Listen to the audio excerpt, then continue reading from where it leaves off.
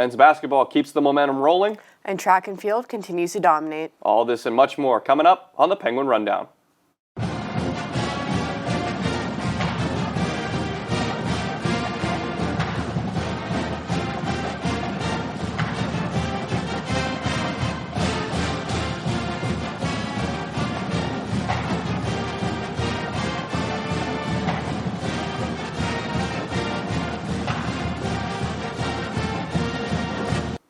Hello and welcome into the Penguin Rundown, everybody. I'm Dom Joseph alongside Abigail Cloutier. Abigail, last weekend was a big weekend for YSU Athletics all across the board. Yeah, definitely. Track and field has been doing really well. They've been doing really well for a long time, and they're continuing that. And softball has also started their season. Absolutely. And before we get into softball, we have tennis coming up first, so I'll let you take that. YSU's women's tennis returned to action this past Friday at the Avalon Athletic Club of Boardman, where the Penguins picked up a 5-2 win over Duquesne. The women started off strong as they took home 2 of the 3 matches to claim the doubles point. The women continued the momentum as they won 4 of their singles events. Then on Saturday, the Penguins were once again at the Avalon Athletic Club of Boardman, where they defeated by Buffalo 5-2. The women's tennis team will return to action February 21st when they take on UTEP in Las Vegas, Nevada. As for men's tennis, they met hardships during their matches this past weekend. Saturday, the Gwins played Morgan State, with the highlight being Laurentiu Montesquieu picking up a singles win at number 3 and a 1-4 loss for Youngstown. Sunday, the men took a 2-5 loss to James Madison with singles wins from both Basilis Vardakis and Joe Goretto. They'll next be competing next Saturday against Toledo. The men's golf team tied for 10th on Tuesday in their first games of the spring season. The men were at the Pizza Hut Pat Hicks Thunderbird Invitational at Sunbrook Golf Club. They had a 2-round team score of 611. Junior Ken Keller was the top scorer for the Penguins, tying 30th with 149. Juniors Kevin Schur and Zach Ford tied for 46th with a total score of 152. The men's team has about a month off before their next event. They will compete at the George Mason Orlando Invitational at the Mission Inn Resort and Club in Florida. The event spans March 9th through the 10th.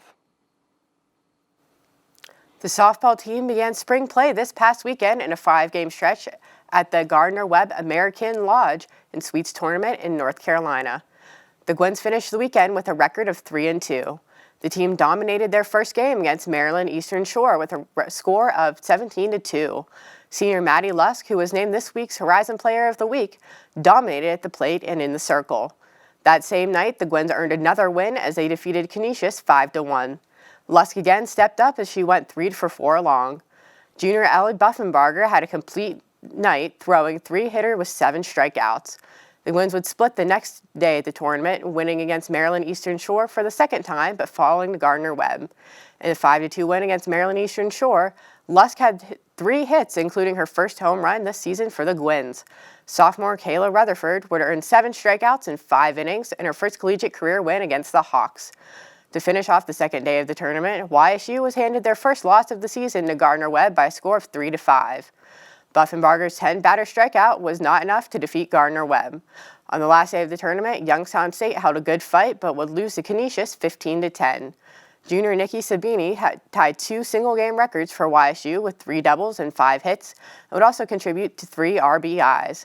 Maddie Lusk went 2-5 with 2 RBIs and blasted her second home run in the loss. We caught up with Nikki Sabini and Maddie Lusk to talk about their performances this weekend.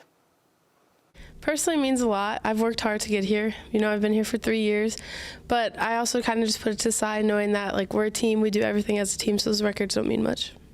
I think we feel very confident. Going into that weekend, going 3-2 is a big step for us, and even the losses we had, we came back and we didn't give up, which is really big for us. It felt good. It's just we've been practicing a lot for those situations. Just being put in those pressure situations helps me prepare. It just felt good to be able to step up and help my teammates out and myself on the mound. Now the Gwins will have a week's break before returning to the road and traveling to Hampton University at the 2020 Pirate Classic from the 21st to the 23rd. Now on to the baseball team. They're gearing up to start their season tomorrow. The Gwins are hitting the road to take on Houston for a 3-game series. After finishing with a 13-41 overall record and last in the Horizon League a season ago, the team is heading into the 2020 season projected to finish 4th place in conference. YSU will rely on junior Jeff Whaler and seniors Blaze Glenn and Colin Floyd to push the team to the top of the Horizon League. Our very own Christina Stainovich caught up with senior Nick Caruso to hear his thoughts on the season opener. This is what we've all been waiting for, to be able to go down south, play in warm weather, play really good competition, to get out of the Watt Center. We're really excited. Guys are ready. Everyone's looking forward to go down and upset Houston because we're going as the underdog, and we just can't control our excitement, and we're taking off on Thursday. So. YSU's first home game is scheduled for March 10th against Bowling Green at Eastwood Field. For more on the baseball team, we're going to send it to our first live roundtable in the Watts. Christina and Richie are standing by while the baseball team holds one of their last practices before heading to Houston. Hello everybody and welcome into the Watts as the Youngstown State baseball team just wrapped up their final practice before they will fly down to Texas to take on the University of Houston in their first game tomorrow night at 7:30. A quick recap of last season 2019, then an overall record of 13-41, and they were 7-20 in Horizon League play. Christina, a couple of things we need to talk about for this 2020 season. First off, what does this team have to do in 2020 to get off to a good start? Well, they have to win on the road. Last year, they were 2-26 on the road. They were 11-11 at home, and given their record, that's pretty good. Only 2 of your wins coming on the road, though, that's going to be a problem. You've got to warm up those bats early. You've got 14 games straight on the road. Yeah, I mean, I think this year, though, it's a little bit of a softer schedule. Last year, you played Mississippi State as well as Florida State in your first 2 series of the year. Those 2 teams went to play in the Final 8 in the College World Series. So I think this year, it's a little bit of a softer schedule, and it gives us an easier chance to pick up some wins. Absolutely. In the first home game, March 10th, so you'd like to come home with 2 or 3 wins at least. That's way better than last season. We've got to get those bats hot early, which we didn't see until conference play started last year. Yeah, and a big series that, the bats did heat up is versus UIC, the defending Horizon League champions. They scored 16 runs in a 3-game series, took the series 2 out of 3 games overall. So I think you're right with the bats do need to heat up going into the later part of this 2020 season. Absolutely, and one of those guys that really needs to be consistent is Blaze Glenn at the plate. We saw him have his ups and downs, and when he's good, he's so good. He led the team in home runs, extra base hits. I mean, we need to see him be consistent. Another guy, Jeff Whaler, obviously, those 2 were just named to the 2nd team All-Horizon League last year. So these are 2 guys that Youngstown State is looking forward to. Jeff led the team in stolen bases, 30 out of 35 attempts. He's speedy, he's quick, and he's got a good bat. So those 2 we're going to be looking forward to. Yeah, and you mentioned the stolen bases. I mean, they broke the school record for single-season stolen bases with 113. Yeah. That's going to be key in scoring runs, getting those runners into scoring position this season. And I think one thing that Coach Berlini did a tremendous job last year is pushing the game.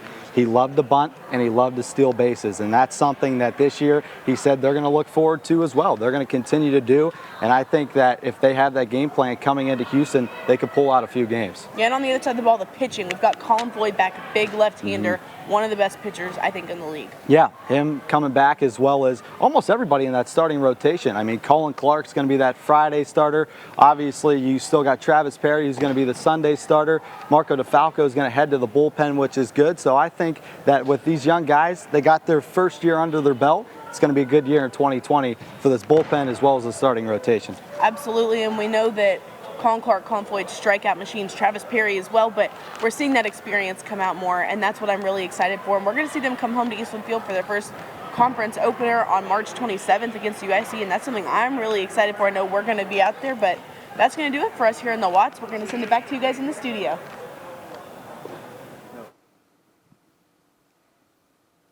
Thanks, guys. The track and field team returned to action at the Akron Invitational. The Gwins ran away with top finishes in 5 events. Representing his Penguin pride, senior Colin Harden won the 60-meter hurdles. Sophomore Dakar Carter also took first in the 60-meter dash. Carter continued his success, claiming first in the 200-meter. DeQuayne Watson soared to the third place in the long jump. On the women's side, the Gwins also reigned champs in the 60-meter. Senior Julia Elliott took first place, followed by second-place finisher Sarita Henderson.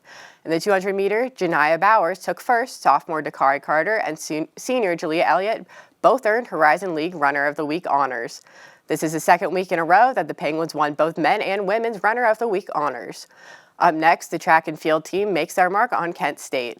The Gwins are participating in the Doug Raymond Invitational on Friday and Saturday.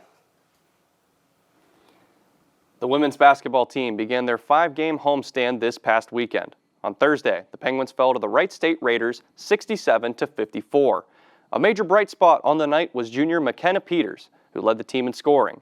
Freshman Jen Wendler and junior Chelsea Olsen led the team in rebounds, while Olsen and redshirt freshman Taylor Pettit led the team in assists. The Gwins looked to rebound on Saturday as they took on the Northern Kentucky Norse. After leading early, YSU would give up the lead late and not be able to recover. The team fell to a final of 59-55. Olsen would lead the team with 20 points, 2 rebounds, and 2 assists.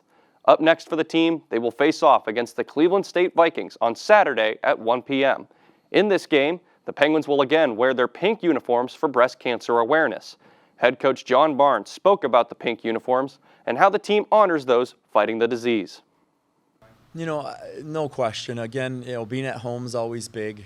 Everybody has,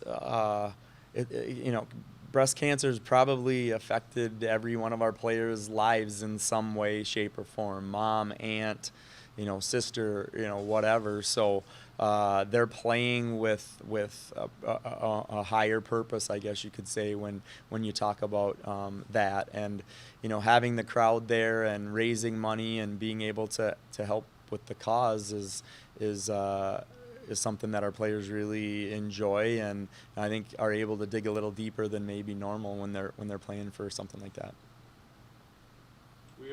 Be sure to make it down to the Beagley Center on Saturday to see the pink uniforms for yourself and to also help spread breast cancer awareness. The men's basketball team picked up a big win last Saturday against the Cleveland State Vikings, giving them a 14-11 record overall. This marks the most wins for YSU since the 2013-2014 season, when they had 15 wins. Leading the way in that victory was sophomore Jelani Simmons, scoring his career-high 23 points, scoring 14 of those points in just the second half. He shot a solid 4-8 from beyond the arc and an amazing 7-8 from the free-throw line. Head coach Jared Calhoun spoke to the press on Saturday on Jelani's progression this season. Jelani has worked really hard the last couple weeks. He's really picked it up. I don't want to say he hasn't worked hard since he got in here, because they all work really hard. But I think he's really picked it up with extra workouts, getting in the gym, putting the time in. And I think when you do that and you see a player have those results, there's nothing more rewarding as a coach, and that's really why you do this, is to see your players grow, not only on the floor, that's important, but also off. And I think a lot of our kids have done that, and they're maturing. And I think Jelani's going to have a really good second half of the season here. It's on me. Sophomore Darius Quisenberry was able to record 16 points, while Michael Lakuche recorded 12 points with 10 rebounds, giving him his third career double-double. This gave coach Jared Calhoun just his second win over Cleveland State and would snap a 5-game losing streak against the Vikings. The men's basketball team will be back in action on the road at Detroit Mercy tonight at 7 p.m. And now it is time for the Play of the Week. Let's send it over to Katie Rogers-Videla, who has more. Thanks, guys. Let's take a look at this week's Play of the Week from Jelani Simmons of the men's basketball team. Simmons fakes a pass to the left and goes all the way for the one-hand slam. What a tremendous play from him. Let's take another look at that. See, he splits the 2 defenders and takes only 1 step from the free throw line to get to the rim for the dunk. YSU would go on to defeat Cleveland State 67-55. That was all for this week's Play of the Week. I'm Katie Rogers-Videla. Dom and Abigail, back to you guys. Thank you very much, Katie, and congratulations to Jelani. And that'll do it for us here at the Penguin Rundown. For news, highlights, and more, be sure to check out ysusports.com. And be sure to follow us on social media, on Twitter, Instagram, Facebook, and Snapchat. And that's all at Penguin Rundown 1. I'm Dom Joseph. And I'm Abigail Cloutier. We'll see you right here next week, Penguin Nation.